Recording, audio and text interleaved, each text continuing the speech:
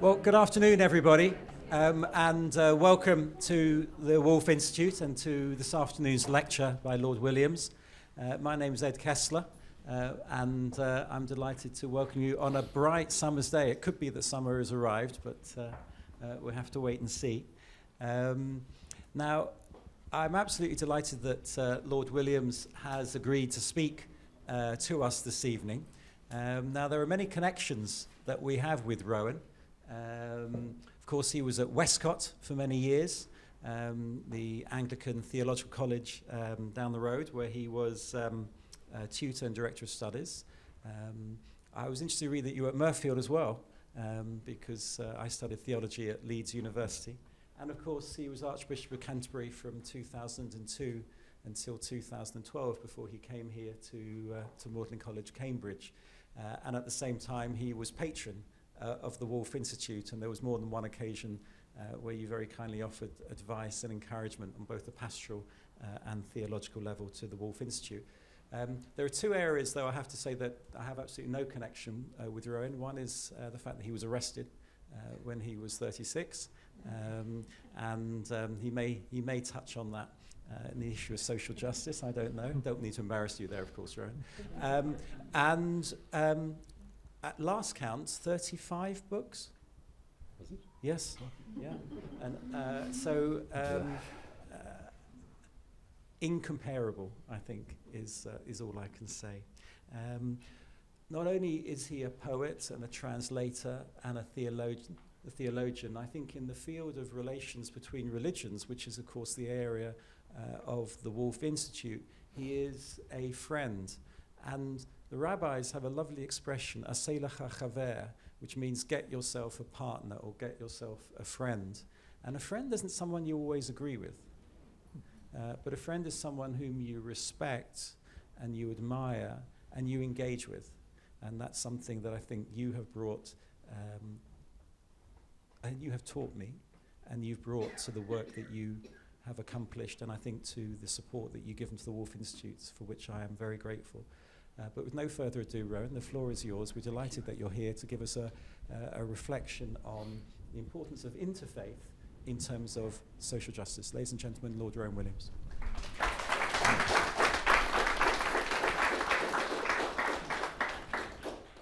Thank you very much indeed, Ed, and thank you all for coming.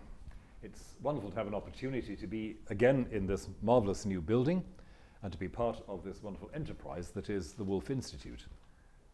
I have to apologize in advance for struggling with a cold at the moment, so if my voice gives out halfway through, just be grateful. The subject I've been given, which is to do with the importance of interfaith for social justice, is a subject which might just as well be turned on its head. The importance of social justice for interfaith relations is arguably just as important. And I hope that in what I say this afternoon, something of what I mean by that may become evident. But first of all, why should one think that there is an issue about interfaith relations in connection with social justice? The answer which I find myself giving quite often to questions like that is that we are now living in a world where no crisis is local. No crisis is local to one country, one culture, one faith community, one nation. All our major crises, whether they are environmental, political, or epidemiological, are crises that cross borders all the time. And in a world like that, it is worse than folly. It's actually self-destructive to assume that there is any policy or program that any one country or culture or religion can adopt in responding to the crises we face that is only about them. Like it or not, and quite a lot of people evidently don't at the moment, our response to our environmental challenge, our response to HIV/AIDS, our response to the challenges posed by displaced migrant communities, all of these responses have to be shared. That ought, in a sense, to be the end of the lecture. What else is there to say? But unfortunately, I have to keep going for a little bit longer to justify my invitation and my dinner invitation. But I do think that there is one level at which we should be as simple as that. No crisis is local, therefore no response can be local. And the locality of one faith tradition is just as much involved in that as the locality of a nation or a political unit. And there's a further dimension to that which I think is important to underline at the beginning as well. So many of the crises that we are forced to think about these days are crises to do with our sense of the human. What is fully, adequately and richly human? What is it that's owed to human beings? And much of the most effective response to the crisis of our day is a response that grows out of some often inchoate and not very clear sense that there is something owed to human beings as such, to human dignity or liberty or whatever, that can't be made dependent, again, on one faith, one country, one culture. But I was thinking of specifics. I was thinking of the crisis that faces us just at the moment in this country, the crisis over our handling of migrants, not just in the last couple of years, but in the last couple of decades, and the way in which the sudden upsurge of perfectly well-grounded anxiety and anger around the treatment of the Windrush generation has brought into focus for so many people in this country exactly that question.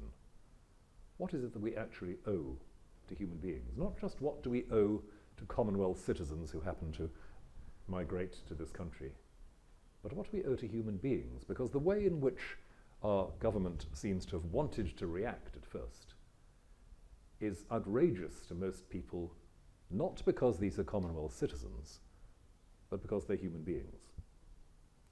That's to say, these are people who have lived alongside us, people whose needs are recognizably like ours, people whose concern about their families and their futures has been insensitively, sometimes even brutally, overridden by a narrow-minded bureaucracy. And that's putting it quite politely. It's been, in other words, a crisis that has made us think, but what is humane response to this kind of situation? I've not yet heard very much in the way of interfaith reaction to the Windrush issue, and my ears are open, and I rather hope we may hear more.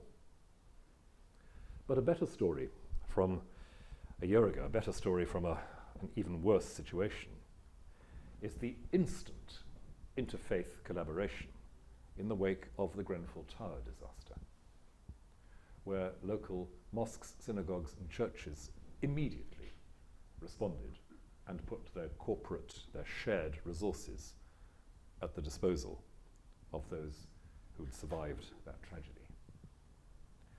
And once again, that was a reaction which suggested people's primary sense was that this was a human outrage and should be responded to as such. Just this morning, I spent a couple of hours talking to a very old friend named Donald Reeves, whose name may be known to some of you.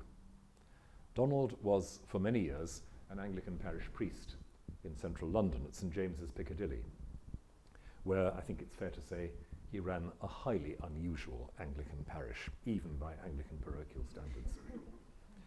But Donald, after his retirement, decided that what he most wanted to do was to work for reconciliation. And having set up a modestly titled project called The Soul of Europe, he took himself to Bosnia and devoted himself for well over a decade to reconciliation between religious and social and ethnic groups in Bosnia.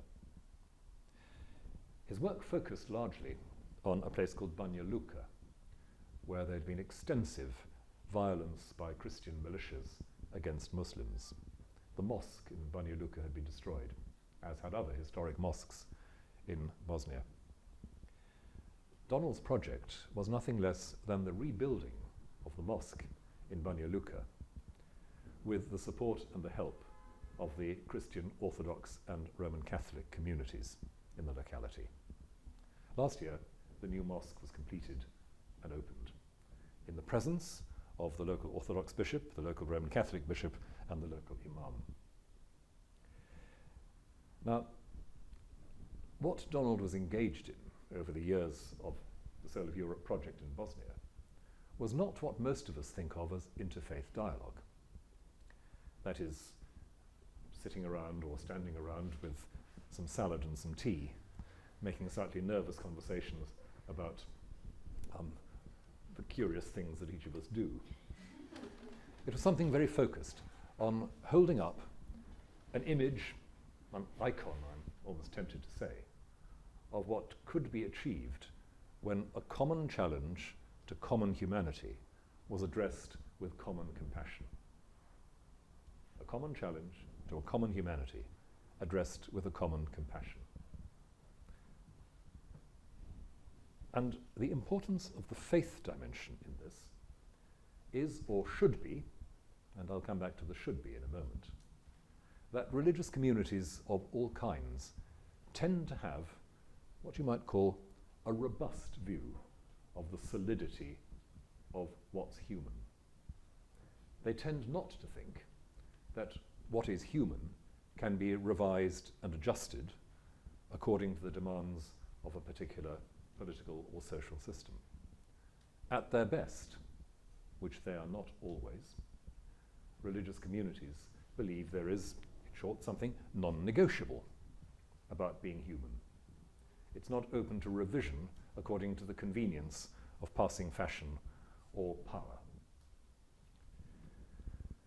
What that humanity is substantively, of course, religious traditions don't entirely agree about. But they do agree in saying there are limits to what any authority, any human agency can do, limits to what can be done in terms of invading a given dignity, an always present, substantial, solid human presence. And I think the importance of an interfaith contribution to work for social justice lies at least partly in that, as I put it earlier, robust sense of what's human, the sense of non-negotiable claims and imperatives, the sense that there is always going to be more to a human situation than just a little bit of problem solving, and that human crises and tragedies can't be solved by prescription from on high, but are best resolved by solidarity, by common compassion.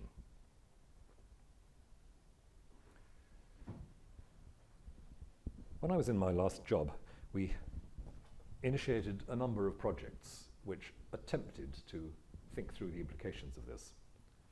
One of which was the nationwide Muslim Christian Forum, which encouraged not so much interfaith dialogue as interfaith analysis and perception of where the challenges were in local communities.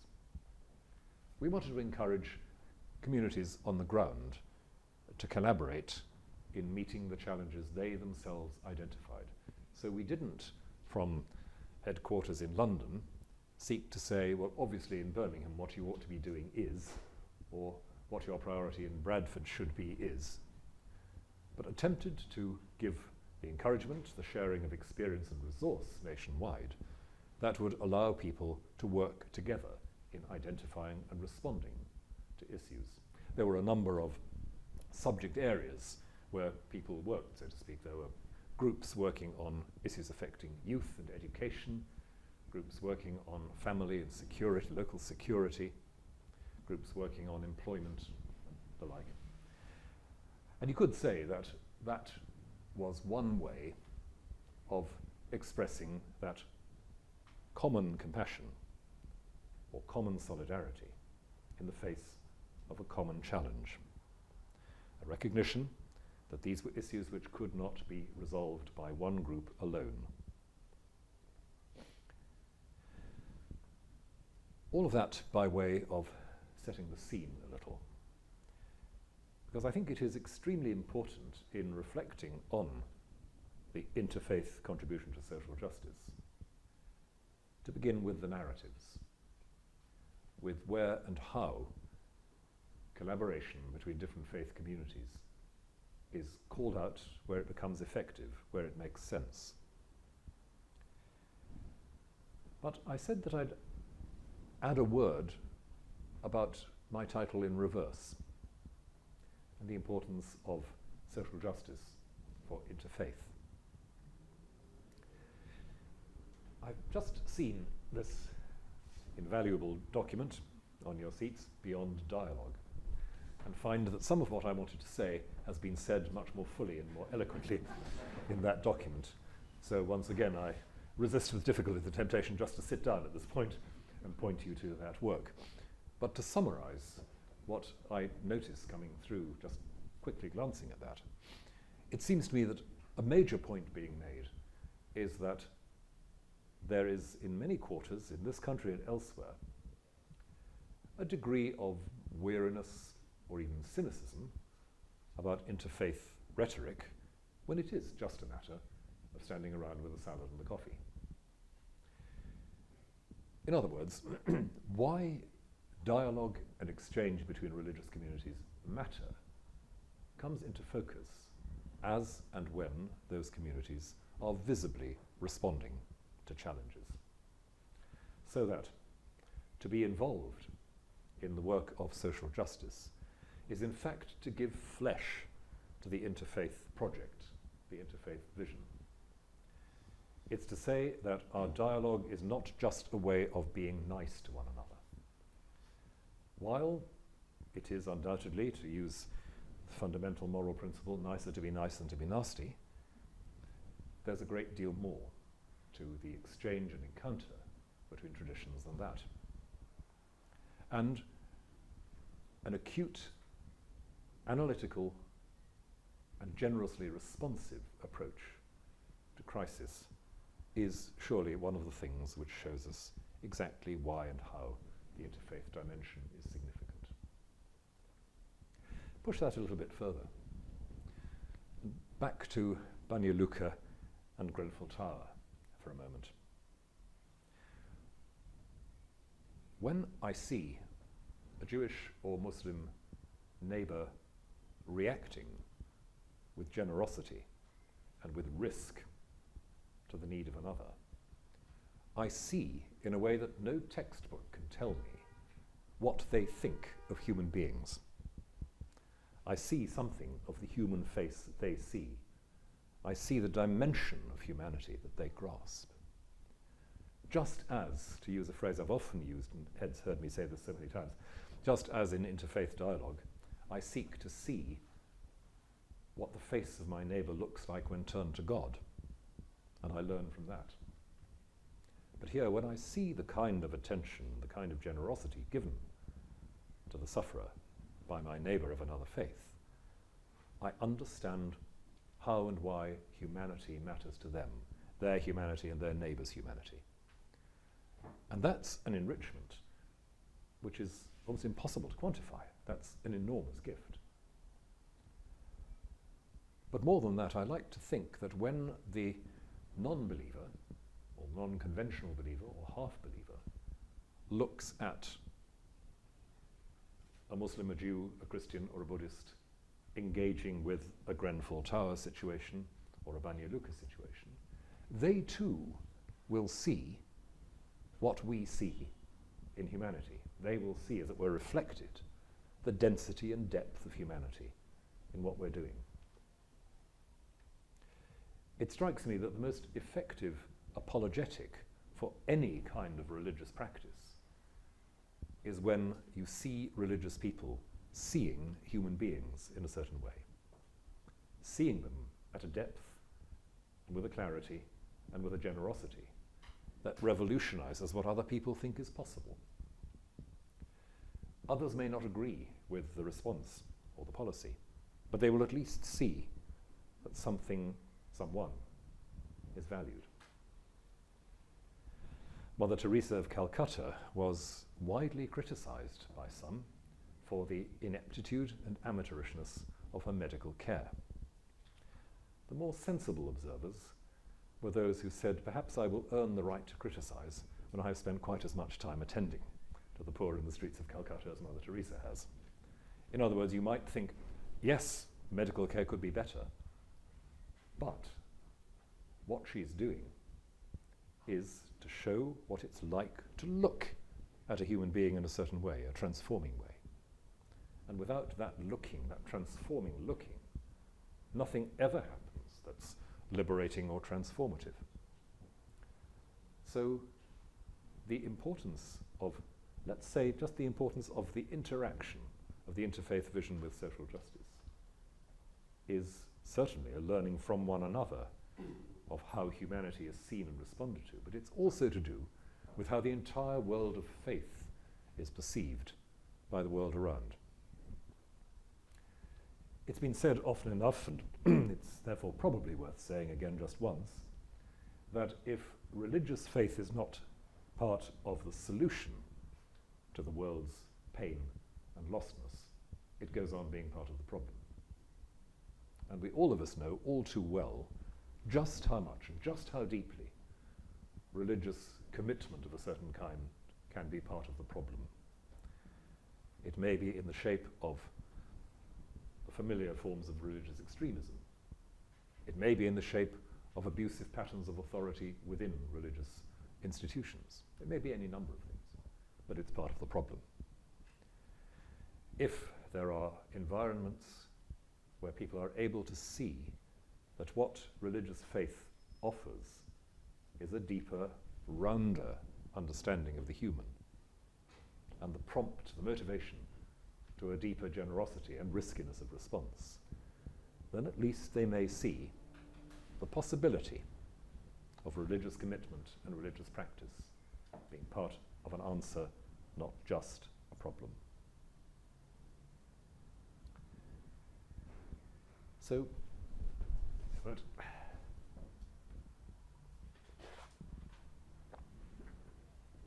what I'm moving towards is, I suppose, a mixture of reading my title forwards and reading it backwards.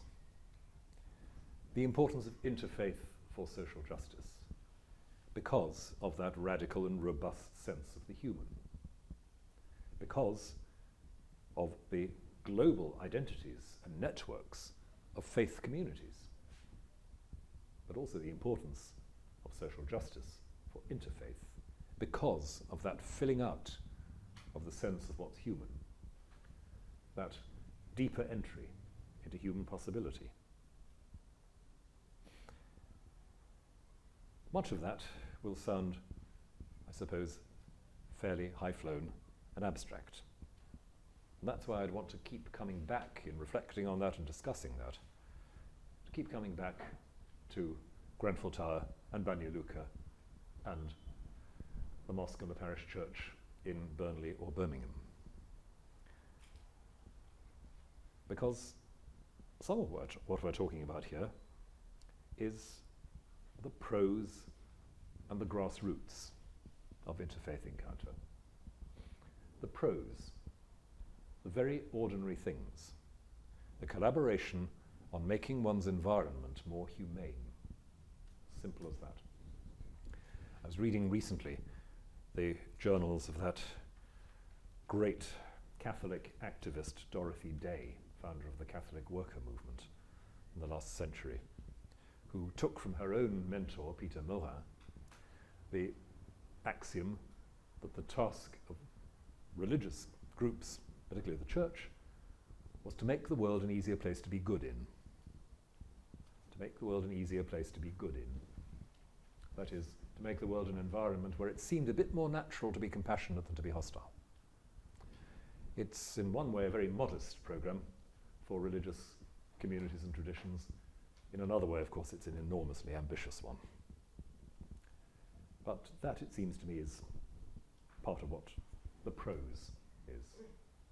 The ordinary, day by day, working out of what might be involved in making this or that immediate environment a place where it was slightly more obvious to be good than to be bad, slightly more obvious to be generous than to be violent. It's prosaic because it requires attention to small detail and to individual persons and to local communities, doing good in small particulars, as they say. And it's a necessary and helpful corrective to too much theology. Now, I'm a theologian, and therefore too much theology sounds to me a contradiction in terms. But I know, and you know, that there are ways of using theology as displacement activity, that there are ways of talking about ideals and ethics in ways which never actually have traction in transformative action and relationship. So the poetry does need to be fleshed out in these small particulars. And that's where this particular area is so significant for us. The prose and the grassroots. Because, of course, another thing that comes out from this document is the sense, the widely shared sense, which I've heard countless times in dialogue settings. It's fine when the leaders talk to each other and the photo opportunities are rolled out. But then what? Prose and grassroots require a certain skepticism about and a certain distance from too many photo ops and too much focus on leadership. I think, as a matter of fact, it's quite important that religious leaders act and speak in such a way as to give permission for things to happen. And there are some things that are less likely to happen if that sort of permission isn't being given, which is why the photo op is not in itself a bad thing. And it's not by any means an easy thing. I can remember a meeting in Sarajevo about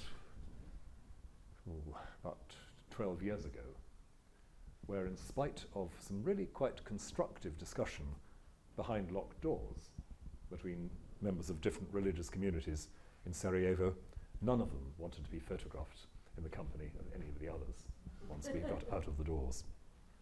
And when Donald Reeves was talking to me this morning about the reopening of the mosque in Banja Luka, he said that the thing that startled him most was the willingness of the Catholic bishop and the Orthodox bishop and the imam to be on national television together, visibly attending the opening ceremony of the mosque. So don't entirely knock photo ops. But that can't be the whole story. And the Banja Luka photograph, as you might say, was only possible because of a great deal of prose and grassroots that had gone before. A great deal of demanding patience and insisting on spending time with people who hate you. Usually people who hate you because you want to suggest to them they might stop hating each other. Donald's position for many years. In sum, then, to speak of interfaith and social justice is to speak of the necessary fleshing out of a vision and an encounter, but to speak also of something which can be transformative and enlarging for our notion of faith and for our notion of community. At best, and I needn't put in the parenthesis about how rare that is, but at best, religious communities cooperating in the name of justice in the service of humanity are modeling something, once again, which is human.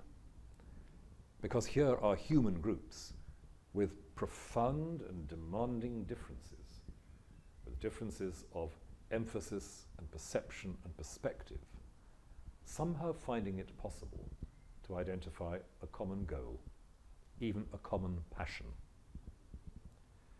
Where there are diverse, divergent communities capable of doing that publicly and effectively, something is being said generally for human beings.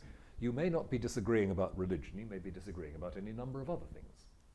But look, here is a group of people disagreeing fairly fundamentally about a lot of important things, and yet finding what they all want, finding a good that is common to them.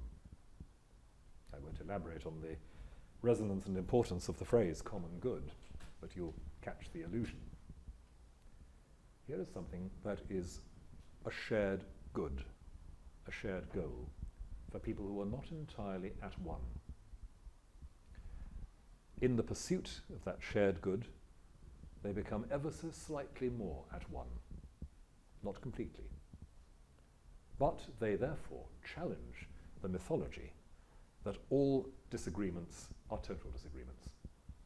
They challenge the culture that is so prevalent these days of what an American friend of mine called running for the corners of the room, the zero-sum approach to disagreement. If you have a different ideological, social, whatever perspective, that disagreement must be radical and total. And your opponent is barely human, if at all.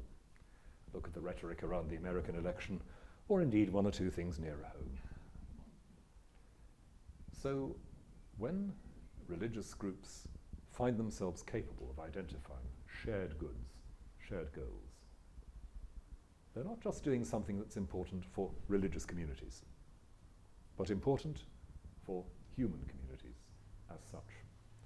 And that in itself can be yet another example of how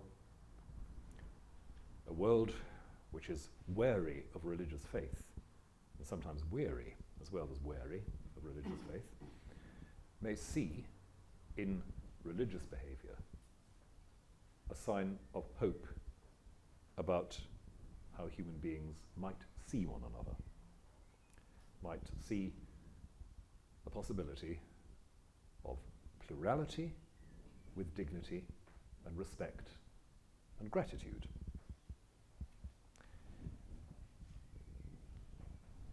And that's the last word I'd want to put into this reflection, I think. Gratitude. Good interfaith dialogue, I would say, even if it is just the salad and the coffee, even if it is just the photo op for people wearing long robes and funny hats. Good religious dialogue finally leaves its participants glad of the other. I'm glad you're there is the most constructive thing that can be said at the end of such an encounter. And that gratitude for another's difference is just another facet of what I call the attention to humanity that religious conviction and commitment brings with it. That's why I'd want to say that the mutual attentiveness of religious communities and religious individuals in the face of challenges to humanity, the mutual attentiveness displayed becomes itself part of the response to the crisis.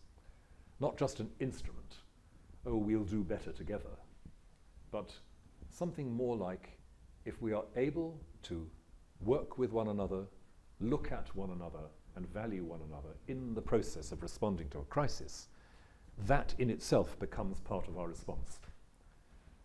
Not just that we grudgingly sit around a single table, meeting each other's eyes as little as possible, and somehow managing to construct a common program. It's about how the very process of engagement becomes part of the gift offered in response to the crisis that is common to all of us.